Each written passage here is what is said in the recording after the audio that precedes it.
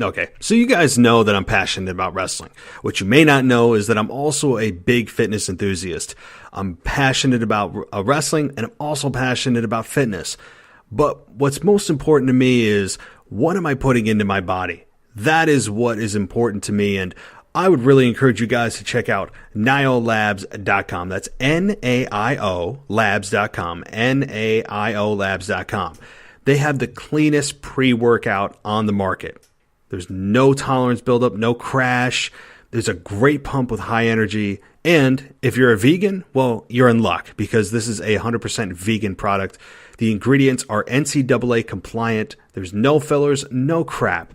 Okay? You won't need to go to the bathroom in the middle of your workout. You don't need to just run to the bathroom, take a quick break, and come back. That's not going to happen here. They also don't charge for shipping for U.S. orders. And if you want 10% off, we all love saving money. If you want 10% off, well, I've got an offer for you right now. And put in the code when you're checking out MATT2019, M-A-T-T 2019, and you'll get 10% off of your order. You can't go wrong here, guys. Check out NAIOLabs.com. They've got very high quality product. I'm telling you right now. And like I said, if you want that discount, use MATT2019 at your order at checkout, and you'll get 10% off of your order. Check out NAIOLabs.com today. It's time for your weekly fix of wrestling nostalgia when we look at wrestling's past eras, from the Attitude Era to the Reality Era. I'd like to think that maybe this company will be better after Vince McMahon's dead, but the fact is, it's going to get taken over by his idiotic daughter and his doofus son-in-law and the rest of his stupid family. To today, here on the WWE Podcast.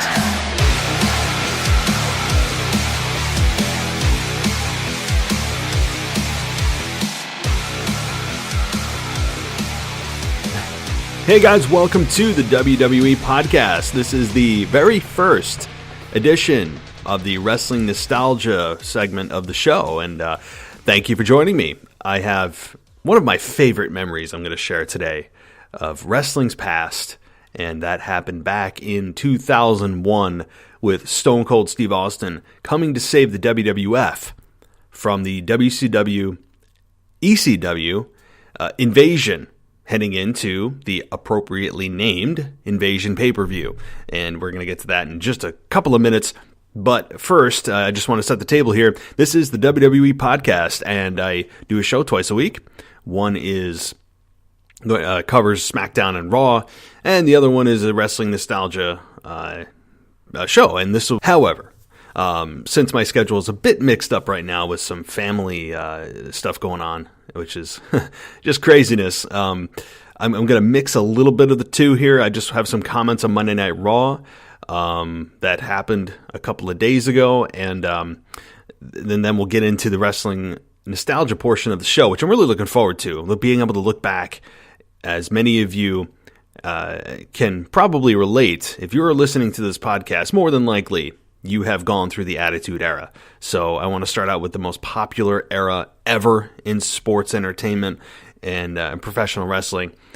And I want to start out with one of the biggest nights of all time in professional wrestling, in my opinion.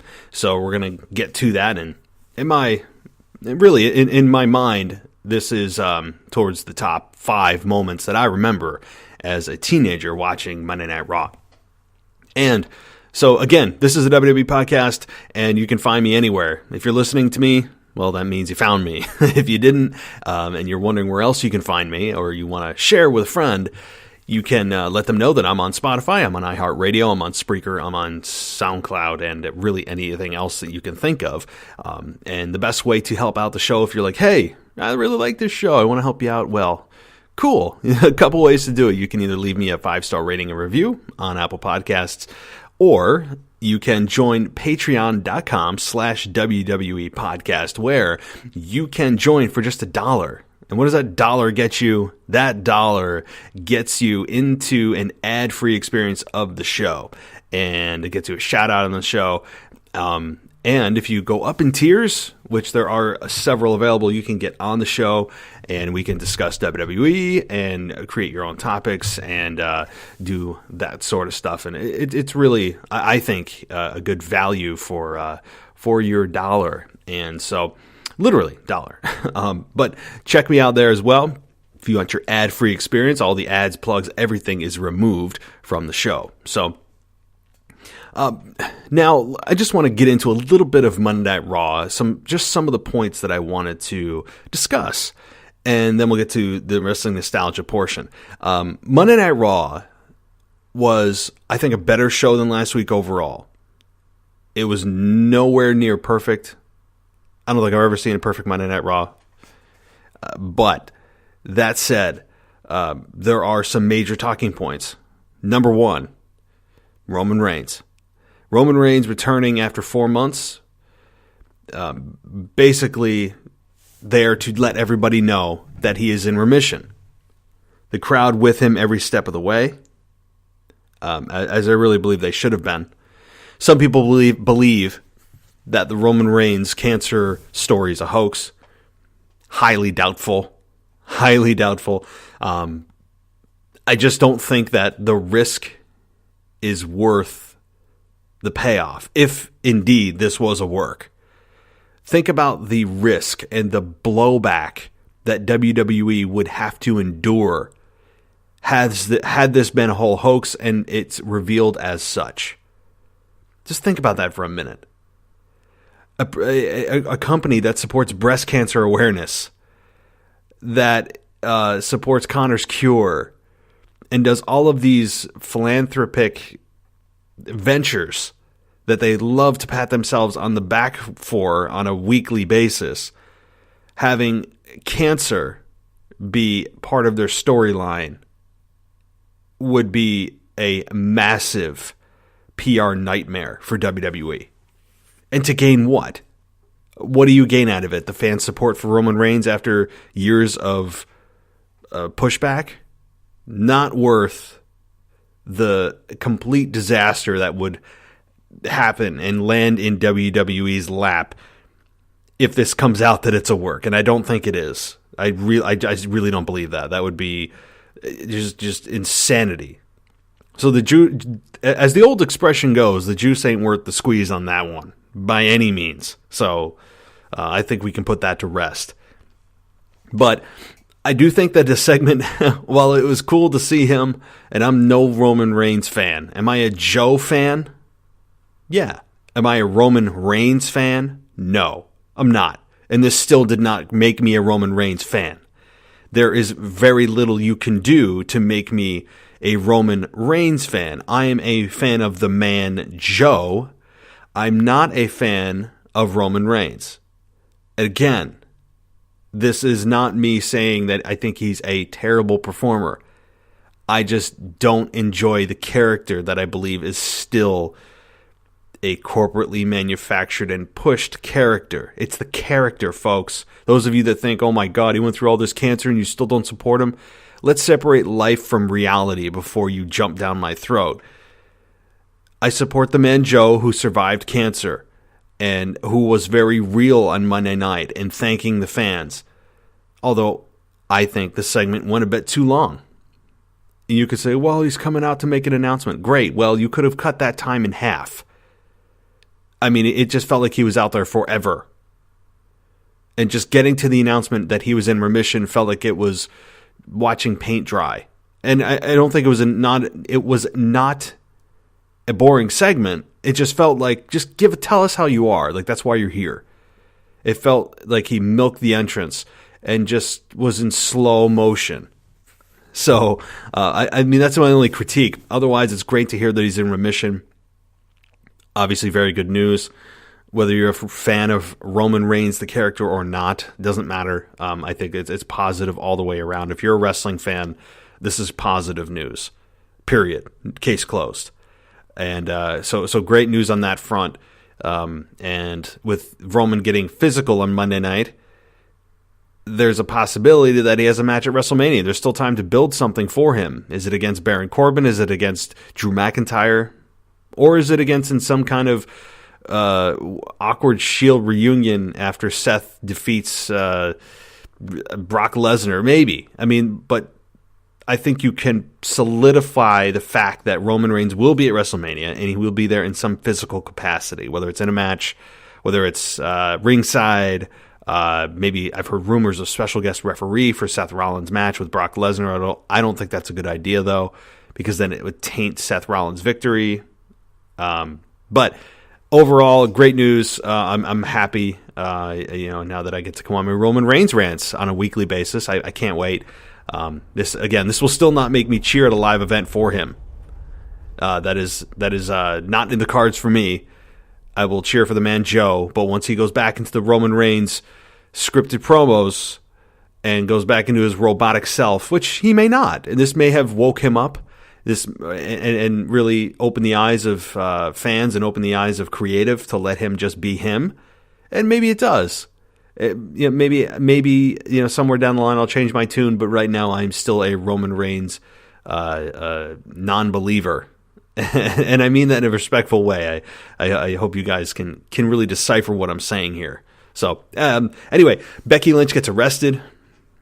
We all saw that coming, I think. She gets arrested and put in jail. And then Ronda Rousey has a very, very clumsy promo and once again shows her hand of her real personality, talking about the ginger douche police officer or security guard or whoever was in the ring. And it's unbecoming of Ronda. Her personality traits that are reflective of her as a real person shine through in these moments. And that shined through here. It shined through with her awkward comment about avocado toast with the millennials, even though you're a millennial. She just says things that are just starting to pile up in the minds of fans. And while it's nice that she doesn't feel scripted, it still doesn't do her any favors when it comes to trying to continue to build her as a babyface. And if WWE, I don't know how to make this clearer, nor do I know how to articulate this any better to WWE than saying that while Ronda is a massive success in UFC, and they did a great, very good, overachieving, higher than anyone could have expected job since she debuted, up until Becky Lynch got hot and they started to cross paths towards Survivor Series. They did an awesome job with Ronda. She had the majority of fan support. But if they believe that Ronda is going to be cheered in any way at WrestleMania, I don't care if it's in a triple threat where they can kind of hide her and not get her booed out of the building, it's still not going to happen. Where WWE envisions, well, Charlotte will get all the heat because she was the corporate selection, and Ronda is the one who fought for Becky to get in this match, because at this point, folks, I think I've just come to the realization that this is going to be a triple threat match. I'm just kind of in that depressed mode. While I am fighting still for a one-on-one, I've kind of come to terms with the fact that it is going to be a triple threat.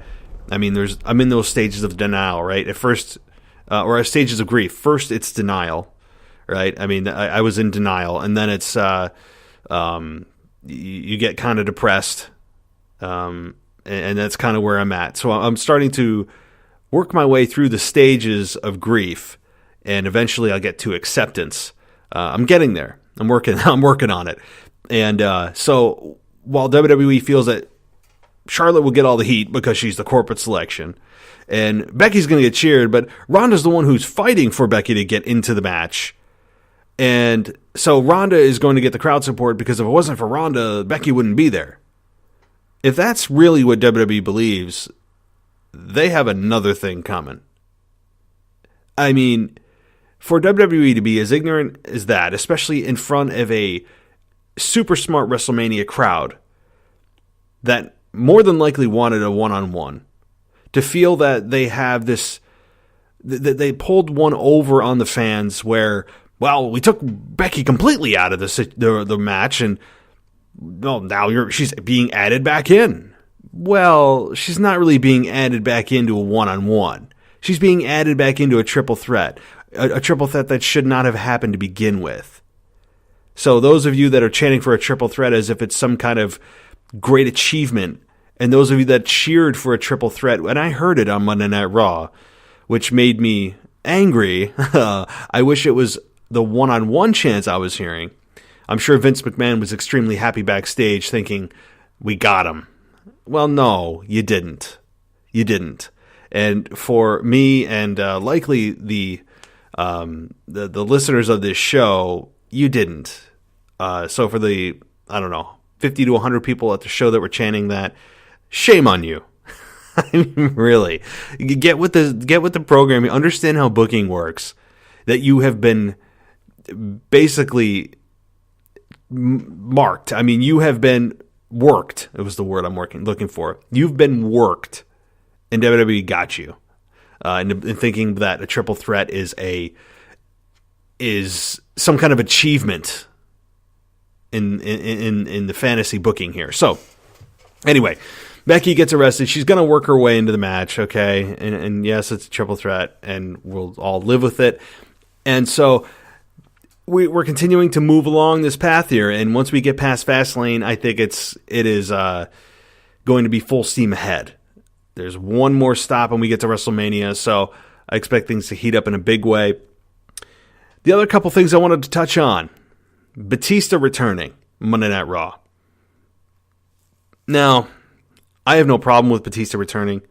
If you listen to my previous show, I spoke with a guest and I explained my somewhat of displeasure of the match with Triple H and Batista. And the reason that I have a bit of displeasure for it is, does anybody remember SmackDown 1000 that happened, a couple of months ago, where Batista outright said, no matter whatever happened, I didn't care. I never, at the end of the day, I never cared about winning or losing. It was all about entertaining the fans. Can it get any more corporately grotesque than that? I mean, can it? That is about as corporately written as it gets. And Batista, I believes that. I think it wasn't also just a corporate line. You don't say those things. You save those for your Hall of Fame speech, not when you have another match in mind. And by the way, erasing everything that you've done the last 10 years in WWE, when you were active in WWE. You don't say those things. And we're just all supposed to forget it and go, the curtain's been pulled back, the hell with it. No, I still want to believe. So it was cool to see Batista. And while he is playing the heel, dragging Ric Flair out on his birthday, I actually think he should have been the babyface in this situation. Well, somebody say, that's on Twitter. No, I'm going to try to pull this up because this one's the special tweet here. And while I'm pulling this up, what I'm saying is Batista was primed for a babyface return, but his logic for wanting to be heel is because that, the last time WWE tried to push me as a babyface after a long hiatus, I got booed. That was a different set of circumstances, man. That was a Daniel Bryan year. That was Daniel Bryan's year, the underdog story. Triple H is not an underdog story. Not to mention that he has been mostly heel over the last couple of years, although that depends on what role or hat he has on. If he's the NXT creator, if he's the corporately suited Paul Levesque. Really, he wears too many hats for me to keep track of, but I would say the majority of his role has been as a heel. I think Batista, and then you heard the fans chanting for him. So I had this. You gotta love this one.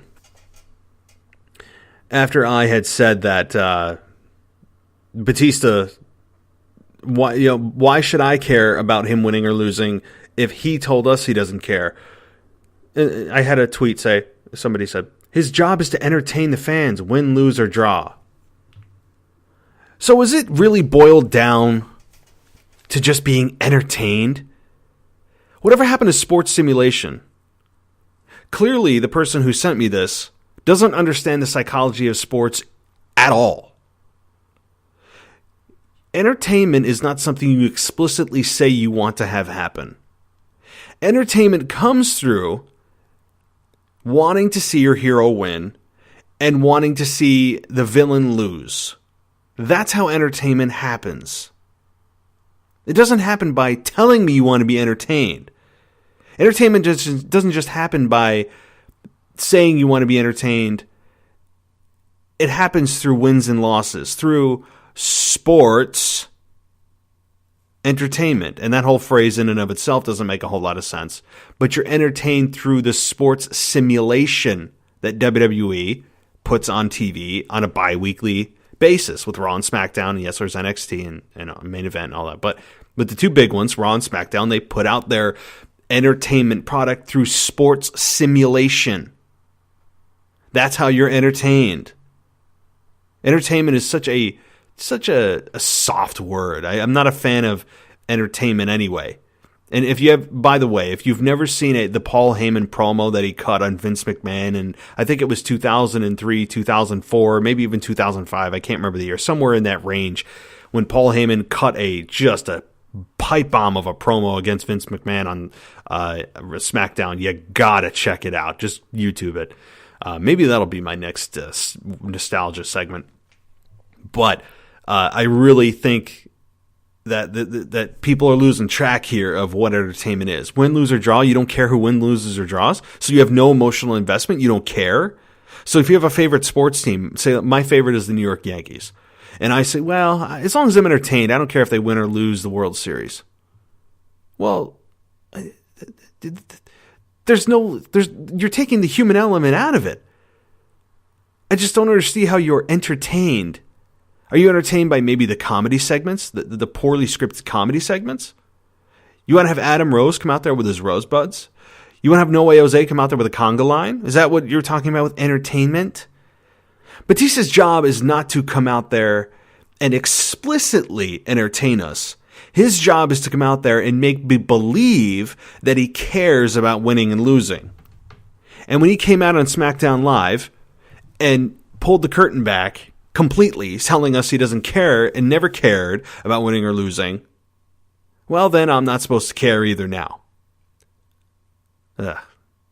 But I will watch the match. I'm intrigued from a nostalgia standpoint because I was, I think, 21 years old when these two clashed at WrestleMania 21 back in 2005, I want to say. Oh, gosh, I think I was on spring break at that time. Good God. Yeah, I think I was on spring break. I remember seeing it was a Monday Night Raw before WrestleMania, and I remember seeing Batista and Triple H, and you're waiting for Batista to just snap on Triple H, and I remember him standing outside of the locker room where Triple H was basically making fun of Batista, and Batista just smiling outside the door. I remember that scene very well during my drunken moments on spring break in Myrtle Beach. Boy, those were the times. My God, maybe that'll be a whole nother spin-off of my spring break stories. And if you're an ex of mine, you may not want to listen, or you maybe not care. But it's maybe that's why we're exes. But anyway, all right. So I'm gonna get to the wrestling nostalgia segment, and again, I'm gonna play a little clip for you, and this is from when Stone Cold returned to save the WWF from WCW and ECW.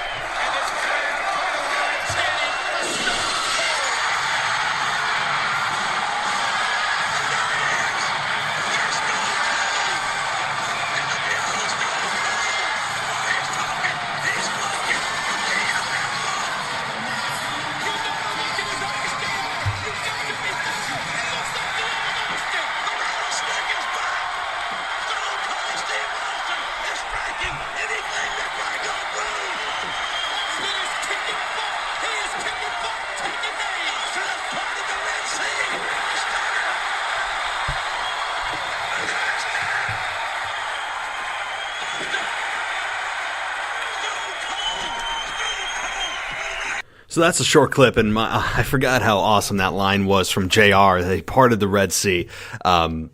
Great line, great metaphor, great visual on that. I know that it's a biblical reference, whatever. Awesome analogy by Jim Ross, who always made everything better. I mean, he could make watching grass grow sound interesting. I mean, he has that talent. He always has. One of the best commentator of all time, best best wrestling announcer of all time. Hands down. I mean, could you make an argument for other announcers and like Gorilla Monsoon? Of course, even Vince McMahon was very good, but Jim Ross really added to this, and Michael Cole did too. But Michael Cole is no Jim Ross, and unfortunately, Michael Cole, I think his skills are often lost. Because he always seemed to live in the shadow of Jim Ross. And he still does, I think, to this day, because of how good Jim Ross was and how high he set the bar, that Michael Cole is and was for many years always compared to Jim Ross. And I don't think that's fair. When Michael Cole's not on Raw, and it's only happened a handful of times over the past 10 years, it's noticeable. And it's glaring. And I don't think that Michael Cole often gets the respect he deserves for being able to navigate so many different things now. But that segment overall was one of the most memorable in my estimation. It was a great story because everybody wanted that old Stone Cold back. They wanted the old Austin. Vince McMahon wanted the old Austin to save the WWF from WCW and ECW and lead the team. And he spent weeks trying to bring him back and follow him from bar to bar and try to convince him to be that guy again. He didn't want the Stone Cold that gave him hugs and have Deborah make him cookies. It was a great story to tell. You just want the old badass Stone Cold Steve Austin back. And we got it for that night. If you remember the Invasion pay-per-view, he turned heel again for a second time and trying to make the heel turn work by attacking Kurt Angle and joining the Alliance, becoming the leader of the Alliance, which even Stone Cold admittedly had said himself on his podcast that he doesn't really remember a whole lot from that, other than maybe like the milk truck that Kurt Angle brought in and doused everybody with, and JR had the awesome line about Stephanie McMahon that she became a Dairy Queen. I mean, he had some classic stuff, but it was not Austin's favorite time. He became a bully as a leader, and he tried everything he could to get the fans to hate him, and eventually that morphed into the What thing, which is still going on. How many years later? So it was 2002.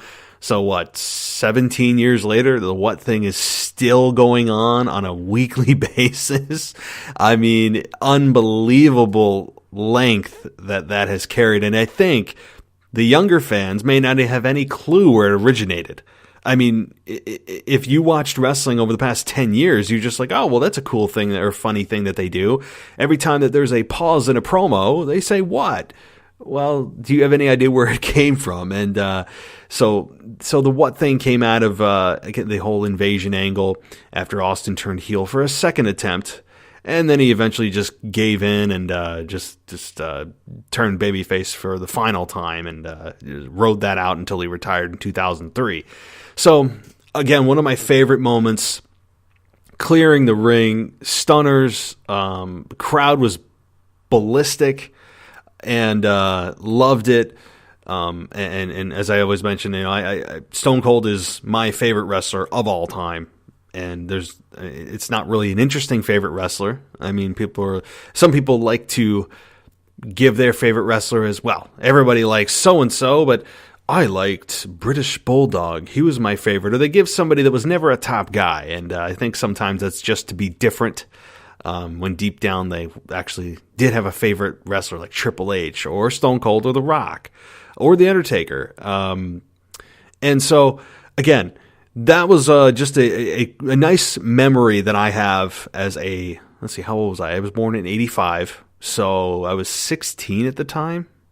Man, I was 16 when that happened. That does not feel like 17 years ago, 18 years ago. Man. Time flies, doesn't it? It's insane. That was half of my life ago that clip happened. And obviously, there were many other moments with Austin that I will share. This is not going to be an exclusive Stone Cold recap. As I said in the intro, this is a wrestling nostalgia. I mean, there's some really cool things I want to go over, and maybe I'll bring out Shawn Michaels' Undertaker from '97, which is when I first started watching. But again, I'll share that with you as I go along. I'll take suggestions if you guys have some suggestions that you'd like to bring up. And again, I really can't go too far back other than '97 unless I go back in the WWE Network and watch it, which I'm more than willing to do. But I just want to let you know firsthand that I never watched anything prior to really early '97. So if you guys have suggestions, tweet me at the WWE Podcast, and I will take suggestions as I go along in this segment. I think it's going to be a fun segment, especially to see what you guys think of all of these different memories that we all like to go back and YouTube and now WWE Network it and all of that and relive the moment. So, guys, I hope you enjoyed this. Hope you enjoyed my quick recap of Raw and my highlights from the show. And one more thing on the Bobby Lashley and Braun Strowman finish. So apparently just playing someone's music ends a match. I mean, how does WWE think that that's a finish to a match? You can't even do a double disqualification. It has to just be, they fight outside and, we'll just play somebody's music because we don't have a finish for this match. I mean, does it get any lazier? Really? It's some things like that. Like, what? But I will end on a positive note because I like to end. I'm going to try to end on a positive note with something I liked from this week and not always just slam things as one person put it on my Apple Podcast review that I complain all the time, which, you know what? I don't think it's complaining as it is passionate, constructive criticism. And I can frame it any way I want. It's not so much complaining. Complaining would be, oh, WWE sucks. They're doing this. I think they should push this person. I don't whine about it. What I do is come up with solutions. I come up with recommendations of why I think what I think. It's just arguments against what they're doing at times. Complaining is what children do. When you have a solution to a problem or you have an argument against what is happening and have evidence to back it up, that's called debating. That's called trying to improve the product with your knowledge. So, but I would like to end on a positive note, and that would be that I am really actually excited about the NXT call-ups. As terrible as their debuts have been, and they've been terrible. Okay, I mean, they at least with no fanfare, no prior thought, they just dumped them on the roster and said, well, let's see what the fans do with this, which is terrible. I'm actually excited for WWE's next wave of the NXT call-ups. I really am. I think especially Ricochet, who seems to be leading the pack here. Aleister Black, not far behind. And I'm really just... I'm very excited to see what WWE does with them because WWE is no longer a big man territory. They are getting younger. They're getting quicker, which not always a good thing. I don't like 100 miles an hour in a match, and I don't need to see 40 flips in a match. I like good ring psychology. These guys are being trained in the best place possible in the WWE Performance Center. The trainers down there are top notch, but it's a great system that WWE has going right now, and I'm especially excited for Ricochet, Aleister Black, Eric Young, all these guys, which I think are going to be big stars in the next 5 years or so. I know, it's not going to happen this year. It's not going to happen next year. Maybe not the year after. But it's called laying the foundation, and you need to always have the next person there because guys will wear down. Characters may not get over. Guys get hurt. Things happen. And so I'm really, I'm more excited about being a professional wrestling fan than I ever have been. So how about that for a positive ending? All right. So that's all I got to say about today. Again, guys, I have a lot of family stuff going on right now, which I'm trying not to publicize here because it's a public forum and I think it's a private deal. But there's some family stuff going on. So that's why the schedule's a little bit like here, there, and everywhere. And I apologize for that. I'm trying to still watch wrestling. I'm trying to catch up on SmackDown. I did see Kevin Owens returned and took the place of Kofi Kingston, which is interesting. I'll have to see exactly how that happens, so that's why I'm not really commenting on it yet. So my apologies if you're like, hey, you didn't cover SmackDown. Well, it's because I haven't watched it yet. So that's why. But later this week, there's a lot happening, again, personally. So I'm going to try to, if nothing else, tweet some of my thoughts out and try to get out another show before week's end. But no promises, again, with all of this stuff going on that, maybe I'll share in the near future, or maybe not. It's just personal stuff.